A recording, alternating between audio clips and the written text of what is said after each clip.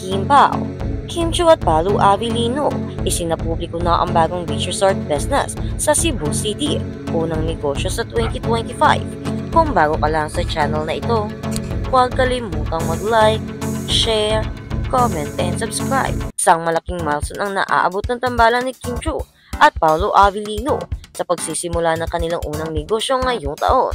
Inanunsyo nila sa publiko ang kanilang pinakabago at pinakainaabangang proyekto, ang isang beach resort sa Cebu City. Ang beach resort ay magsisilbing unang hakbang ng Kim Pao sa larangan ng negosyo at isang exciting na chapter sa kanilang buhay. Ang pagpasok nila sa industriya ng tourism at hospitality ay isang malakas na indikasyon na sila ay hindi lamang kilala sa kanilang mga talento sa showbiz, kundi pati na rin sa kanilang pagiging mga entrepreneurs na handa nang mag-invest sa kanilang mga pangarap.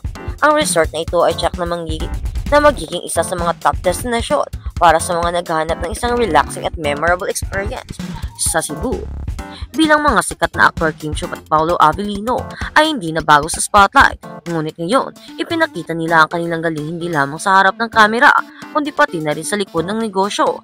Ayon sa mga magkasunod na pahayag ni Kim at Paolo, nais nilang mabigay ng bagong karanasan sa mga turista at lokal na mamamayan sa pagmamagitan ng kanilang beach resort.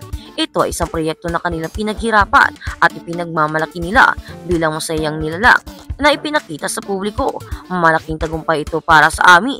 Hindi lang kami basta artista. Gusto rin naming mabigay ng positive impact sa komunidad at magbigay ng magandang experience sa mga bisita ng Cebu, pahayag ni Kim Chiu sa isang interview. Ang bagong beach resort na itinatag ni Kim at Paolo ay hindi lamang basta isa sa lugar na pwedeng tambayan. Ito ay isang luxury destination na inaasahang magiging patok sa mga turista at mga pamilya na nais mag-relax at magpahinga sa tabi ng dagat. Ang resort ay matatagpuan sa isang magandang bahagi ng Cebu City na kilala sa kanyang puting buhangin at malinis na dagat. Ipinahayag ni Paolo Avellino na ang beach resort ay magsisilbing haven para sa mga pagganap ng magandang pasyalan sa tabi ng baybayin. Sa proyekto nilang ito, nais nilang magbigay ng mataas na kalidad na serbisyo na may personalized experience para sa bawat bisita. Bukod sa mga modernong amenities, ang resort ay magiging perfect spot para sa mga staycations, family getaways at kahit mga romantic getaways. We want to give our guests a home away from home, a place where they can unwind and enjoy the natural beauty of Cebu while experiencing excellent service and comfort. Saad pa ni Paolo Avellino, ang bagong negosyo na ito ay ambisyosong proyekto para sa tambalang Kim Pao at ito rin ay pagsisilbing unang hakbang sa kanilang business journey ngayong 2025. Para sa kanila, ang pagsisimula ng kanilang beach resort ay hindi lamang isang opportunity, kundi isang paraan upang mag-ambag sa lokal na ekonomiya ng Cebu at magsilbing inspirasyon para sa iba pang mga artista at negosyante. Marami ang nagsasabi na ang pagtayo ng isang negosyo sa sektor ng tourism ay isang wise move, lalo na't patuloy na lumalaki ang industriya ng travel sa Pilipinas. Ayon sa mga eksperto, ang Cebu ay isang prime tourist destination, kaya't ang isang beach resort sa lugar na iyon ay may potensyal na magtagumpay. Kim and Paolo's vision for the resort. Ang kanilang layunin sa pagtatayo ng beach resort ay magbibigay hindi lamang ng magandang serbisyo, kundi pati na rin ng isang sustainable business na makikinabang ang komunidad at mga lokal na manggagawa sa Cebu. Si Kim Chiu at Paolo Avellino ay parehong may malakasakit sa kalikasan, kaya siguradong magkakaroon ng mga eco-friendly initiatives ang kanilang resort.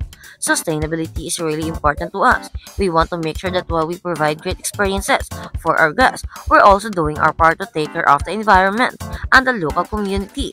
Sinabi ni Kim na sa kanilang launch event, the impact on Cebu's tourism industry and beach resort ng Kim Pao ay magbibigay ng bagong tourist attraction sa Cebu City, isang lugar na kilala sa kanyang natural na tanawin at beach destinations. Sa pamamagitan ng kanilang resort, Kim Chiu at Paolo Avellino ay makikinabang hindi lamang sa negosyo kundi pati na rin sa pag-enhance ng tourism sa Cebu. Makakatulong ito sa pagtatangkilik ng mga lokal na negosyo at pagpapalago ng industriya ng tourism sa region. Ang partnership ni Kim Chiu at Paolo Avellino ay isang patunay na kaya nilang pagsamahin ang kanilang talento at paghahangad sa negosyo para lumika ng isang matagumpay na venture. Ang kanilang resort ay inaasahan na makakatulong din sa paglikha ng mga trabaho at mga opportunities sa mga residente ng Cebu, habang ang kanilang beach resort Resort ay patuloy na pinapalago. Hindi rin nila itinatanggi ang posibilidad na pagpapalawak ng kanilang negosyo. Ayon kay Paolo Avellino, may mga plano silang magpatayo pa ng iba pang mga negosyo sa iba't ibang lugar sa bansa. Ang kanilang unang proyekto ay nabigay sa kanila ng confidence na mag-expand sa iba pang mga industriya. This is just the beginning. We hope that through this venture we can inspire others to follow their passions and create businesses that contribute to the community. Pagtatapos ni Paolo, ang pagtatayo ng isang beach resort sa Cebu ay isang malaking hakbang para sa Kimpaw at isang magandang simula sa kanilang negosyo ngayong 2025. Ang kanilang pagmamahal sa Cebu tourism at kalikasan ay tiyak na magbibigay ng magandang legacy sa kanilang negosyo. Huwag palalampasin ang pagkakataon na makapunta sa resort ni Kim Cho at Paolo Avellino.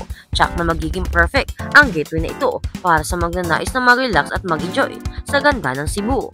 At sa kabilang banda, Kim Cho at Paolo bumiyahe na sa Amerika sa kadahilanan ito si Chris Aquino. Excited nang makita ang Kimpaw.